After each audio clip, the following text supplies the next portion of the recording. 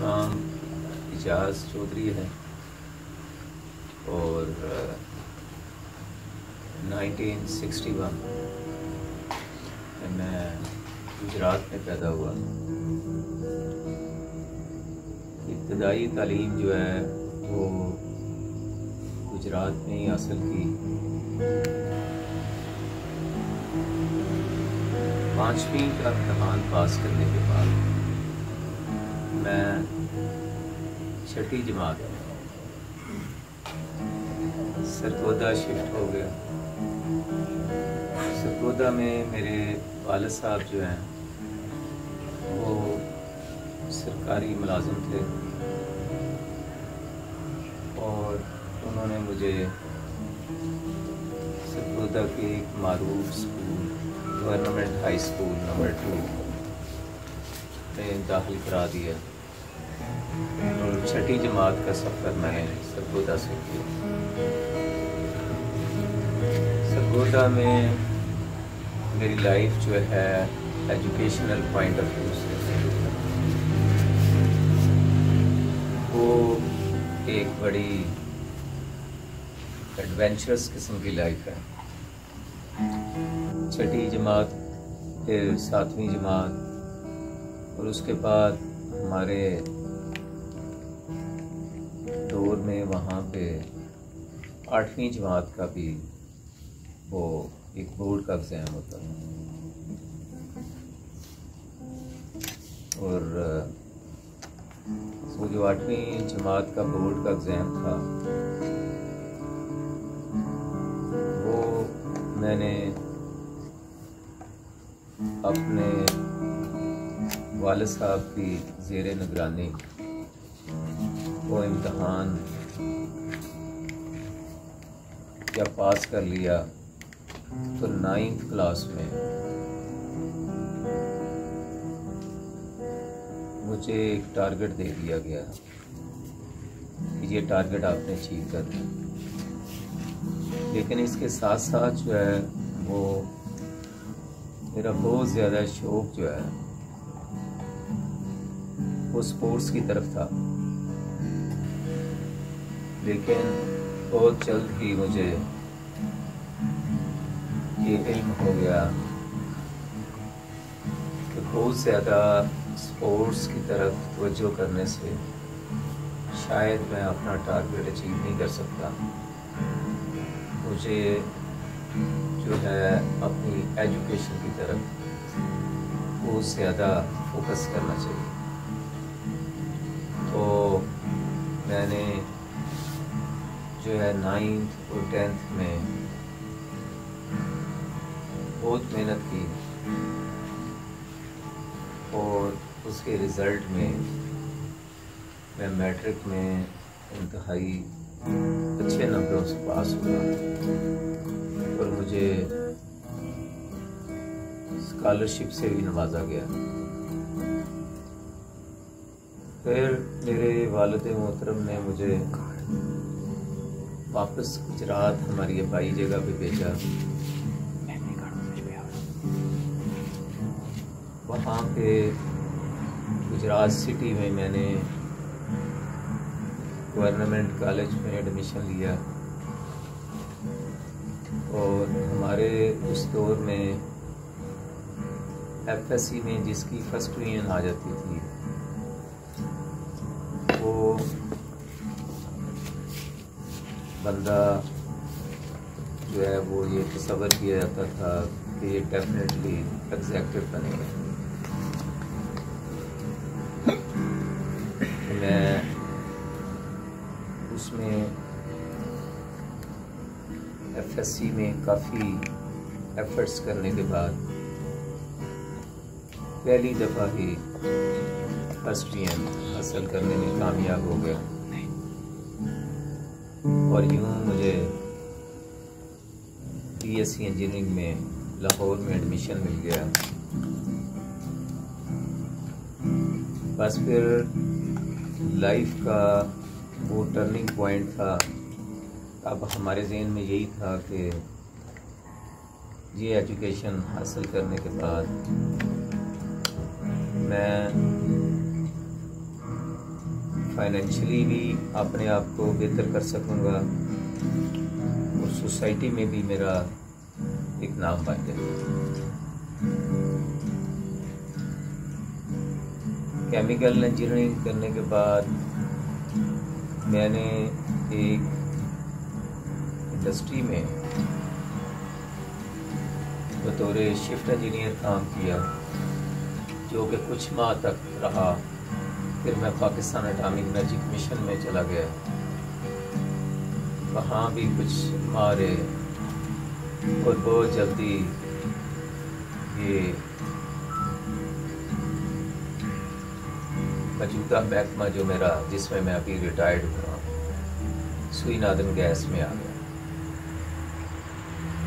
سوئی Northern gas میں بطور اسسٹنٹ انجینئر سفر شروع کیا اپنے پروفیشنل کیریئر کا، اور اپراکسیمیٹلی 35 ایئرس میں نے اس ڈپارٹمنٹ میں کام کیا۔ یہ ایک لمبی سٹوری ہے۔ لاہور میں شروع میں 4 سے 5 سال رہا، پھر یہاں سے مجھے جو ہے سیالکوٹ میں ٹرانسفر کر دیا، اور اس کے ساتھ مجھے پروموشن مل گئی ایز اے ایگزیکٹو انجینئر۔ پھر 5 سال میں سیالکوٹ میں رہا، وہاں سے پروموشن کے بعد سینئر انجینئر کے طور پہ گجرات آ گیا۔ گجرات سے مجھے 3 سال کے بعد جب میں ایسی تھا، کوئی چانس ملا کہ میرا فارن میں ماسٹر بزنس ایڈمنسٹریشن میں ایڈمیشن ہو گیا، اور میں کینیڈا میں یونیورسٹی آف فینکس سے MBA کیا۔ اس دوران ہی میں پنجاب یونیورسٹی سے MSc کیمیکل انجینئرنگ بھی کر چکا تھا۔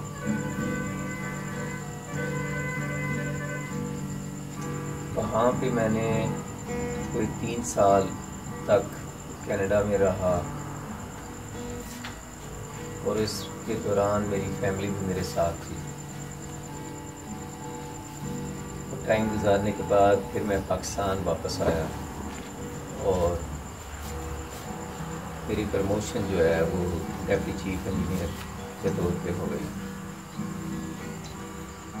پھر 5 ایئرز جو ہے وہ ڈپٹی چیف انجینئر رہنے کے بعد چیف انجینئر طور پہ میلبورن ریجن میں رہا 5 ایئر، اور چیف انجینئر بھی 5 ایئر کے قریب میری پوسٹنگ جو ہے یہاں سوئی نادرن میں رہی۔ پھر as a general manager Gujranwala, اور پھر جنرل مینیجر اسلام آباد 5 ایئرس یہ ٹائم گزارا۔ ایز اے GM اسلام آباد بہت سارے چیلنجز تھے، لیکن چونکہ اس دوران میں 3 گورنمنٹس جو ہیں وہ رہیں، پیپلز پارٹی کی گورنمنٹ، نون لیگ کی گورنمنٹ، اور نگران وزیر اعظم بھی پوسٹ ہوئے اس دوران۔ اسلام آباد چونکہ سینسٹیو ہے تو سروائیو کرنا کافی مشکل ہو جاتا ہے ایسی جگہوں پہ، لیکن اللہ کی مہربانی سے اس میں بھی کامیابی جو ہے وہ میرے ساتھ چلتی رہی۔ اس کے بعد پروموشن ہو گئی سینئر جنرل مینیجر کی SGM انجینئرنگ سروسز، اور اس کے بعد SGM distribution north, SGM distribution south, پھر SGM ٹرانسمیشن اور اینڈ پہ DMD سروسز کے طور پہ میں نے یہ 5 ایئرس اپراکسیمیٹلی یہ سروس کے لیے.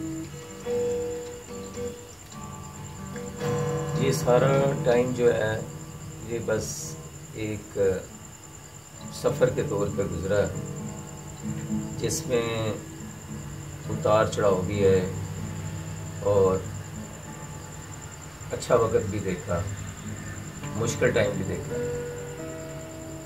لیکن ایک چیز بڑی امپورٹنٹ جو میری نظر میں ہے وہ یہ ہے کہ آپ کو لائف میں اچھے اور برے کی پہچان جو ہے یہ نوکری میں کافی زیادہ ہو جاتی ہے. جب بندہ نوکری کرتا ہے تو بندے کو یہ پتہ چلتا ہے کہ آپ کے کتنے دوست ہیں اور آپ کے ساتھ جو ہیں وہ لوگ کس طریقے سے کیا وہ بہیو کرتے ہیں، اور اس کے بعد پروفیشنل جیلسی کیسے آتی ہے. لوگ آپ سے 10 منٹ پہلے کچھ بات کرتے ہیں اور 10 منٹ کے بعد جب کسی دوسری جگہ پہ بیٹھتے ہیں تو وہ آپ کے ساتھ کس طرح ہپوکریسی سے چلتے ہیں. کئی دفعہ آپ کو ان کے سامنے اس کا اظہار بھی کرنا پڑتا ہے تاکہ اگر آپ کو لائن کو تھوڑا سا کنٹرول نہ کریں تو آپ کو پروفیشن میں بہت نقصان ہو سکتا ہے، اور بعض اوقات خاموشی اختیار کرنی پڑتی ہے. تو بعض اوقات کوئی بندہ آپ کے بارے میں نیگیٹو ریمارکس بول رہا ہوتا ہے تو آپ یہ سمجھتے ہیں کہ میں نے اس کے منہ پہ اس کو نہیں بتانا کہ تم نے فلاں ٹائم پہ یہ نیگیٹو ریمارکس بولے ہیں. لیکن آپ کسی تھرڈ بندے کے تھرو یہ بتا دیتے ہیں کہ بھائی آپ نے یہ چیز کہی ہے اور یہ میرے علم میں ہے. تو آپ کو یہ پتہ ہونا چاہیے. اب بے شک اسے یہ نہ کہ تھریٹ نہ کریں، لیکن اسے کہیں کہ یہ میرے علم میں ہے کہ تم میرے بارے میں کیا بولتے ہو. اصل میں پرسنالٹی وہی ہے جو کہ آپ کسی کی پیٹھ کے پیچھے کسی کے لیے کوئی اچھا سوچیں، اور اس میں کوئی نہ تو کوئی خرچہ آتا ہے اور نہ ہی کوئی آدمی کی طاقت کم ہوتی ہے. تو میں نے لائف کا بہت سارا حصہ ایک عام لوگوں کی طرح ہی گزارا ہے، لیکن آخری 7-8 کے قریب جو ہیں وہ ایئرز جو ہیں وہ میں اسٹرانگلی پازیٹیو کے طور پہ میں نے اپنی لائف جو ہے وہ بسر کی کہ پازیٹیو ایٹیٹیوڈ کے ساتھ اور پازیٹیو تھنکنگ کے ساتھ. میں نے یہ آبزرو کیا ہے کہ پازیٹیو تھنکنگ کرنے سے آپ کو جو بعد میں سکون ہوتا ہے، پریزنٹلی کوئی اتنا نہیں ہوتا لیکن بعد میں آپ کو بڑا سکون ہوتا ہے. بعض اوقات آپ لوگوں کے بیہیویئر اس طرح کے ہوتے ہیں کہ آپ کا دل کرتا ہے رات کو اس بندے کو مار کے پھر سونا ہے، اس کو فنش کرنا ہے، سونا نہیں ہے اس کو، لیکن آپ اس کو چھوڑ دیتے ہیں. صبح جب اٹھتے ہیں تو وہ صورتحال تبدیل ہو گئی ہوتی ہے. تو یہ ہے کہ آپ جب اس کے بارے میں اتنا آپ نیگیٹو سوچ رہے ہوتے ہیں اس کے بیہیویئر کی وجہ سے، لیکن جب آپ اس کو چھوڑ کے پازیٹیو مائنڈ کے ساتھ صبح سویرے اٹھ جاتے ہیں تو وہ تقریباً 60% وہ جو درد ہے نا آپ کی ختم ہو گئی ہوتی ہے. تو وہ 40% جو آپ نے خوشی حاصل کی ہوتی ہے وہ 60% کے اوپر اوور کم کر دیتی ہے. تو آپ کا جو مشن جو ہے پازیٹیو تھنکنگ کا، اس کو اس سے تقویت پہنچی ہے اور بندہ جو ہے وہ پازیٹیو کی طرف پھر ڈائریکشن اس کی اور زیادہ تیز ہو جاتی ہے. پازیٹیو طریقے سے سوچنا، لوگوں کے لیے اچھا سوچنا، یہ تھوڑا مشکل کام ضرور ہے، لیکن اس میں بندے کو جو سکون ملتا ہے وہ اینڈ پہ ملتا ہے، پہلے نہیں ملتا. میں کبھی کبھی یہ سوچتا تھا کہ میں سب سے زیادہ سینئر ہوں تو مجھے یہ پوزیشن کیوں نہیں ملی جب میرا یہ حق بنتا ہے؟ لیکن ایسا نہیں ہوتا تھا. لیکن یہ قسمت کا کھیل ہے کہ جو مجھے اینڈ پہ ملا وہ میں نے 4-5 میرے ساتھ بھی وہی ہوا جو لوگ میرے ساتھ کرتے تھے کہ پہلے لوگ مجھے کراس کرتے تھے، وہ پھر اینڈ پہ میں نے تو کسی کو بھی نہیں کہا اور وہ اینڈ پہ مجھے کراس کر کے تو اس پوزیشن پہ بٹھا دیا. تو یہ میں بہت زیادہ اس پہ فوکس کرتا ہوں کہ یہ جو چیز آپ کی قسمت میں آپ کو ملنی ہے تو وہ پھر مل جانی ہے. وہ یہ ضروری نہیں ہے کہ بندہ نیگیٹو ڈائریکشنز میں جا کے تو وہ چیز حاصل کرے. ایفرٹ ضرور کرنی چاہیے. آپ جہاں بھی آپ کو موقع ملے آپ اپنی اس کو شو کریں. پروفیشنل جیلسی کے بارے میں تھوڑی سی بات کرنا چاہتا ہوں. پروفیشنل جیلسی پوری دنیا کے اندر موجود ہے. تمام ڈپارٹمنٹس دنیا کے جو ہیں وہاں بھی اگر آپ غوروں سے بھی پتہ کریں گے وہاں بھی پروفیشنل جیلسی ہوگی. یا پاکستان میں بینکوں کو لے لیں، سول سرونٹس کو لے لیں، آپ کو سب جگہوں کے اوپر پروفیشنل جیلسی نظر آئے گی. اسی طریقے سے ہمارے ڈپارٹمنٹ میں بھی ہے. ہمارے ڈپارٹمنٹ میں جب پروفیشنل جیلسی کا جو ہے وہ انالیسس کرتے ہیں تو وہ ذرا تھوڑا بہت سارے مجھے ذرا ہٹ کے نظر آتا ہے. وہ یہ ہے کہ ایک بندہ جو ایکولنٹ ہے اس سے پروفیشنل جیلسی رکھنا جو ہے وہ تو چلیں اس نے اچیومنٹ کرنی ہے تو کہ سمجھ آتی ہے. لیکن ایک 2 درجے نیچے بندہ جو ہے اس کے ساتھ پروفیشنل جیلسی رکھنا مجھے اس کی سمجھ نہیں آتی. اس سے اس کو کیا فائدہ ہو سکتا ہے؟ مثلاً ایک ایگزیکٹو انجینئر ہے اور میں ڈی ایم ڈی ہوں، اگر وہ کوئی چیف انجینئر ہے میں ڈی ایم ڈی ہوں تو مجھے اگر وہ چیف سے جی ایم بنتا ہے تو مجھے تو کوئی نقصان نہیں ہوگا کیونکہ میں تو آلریڈی اس کے اوپر ہوں. لیکن ہم نے یہ دیکھا ہے کہ لوگ اس میں بھی ان کا جو ہے وہ بڑے بھیانک قسم کا کردار ہے جو میں نے لوگوں کو دیکھا. میں کسی شخصیت کا نام نہیں لینا چاہتا لیکن میرا یہ جو آپ نے ابھی انتہائی مشہور ہوں اشرف ندیم صاحب کا کہ انہوں نے یہ چند الفاظ جو ہیں وہ ریکارڈ کر کیے ہیں میرے، تو میرا اینڈ پہ میسج یہی ہے کہ be positive and think positive and that is the highest achievement in your life.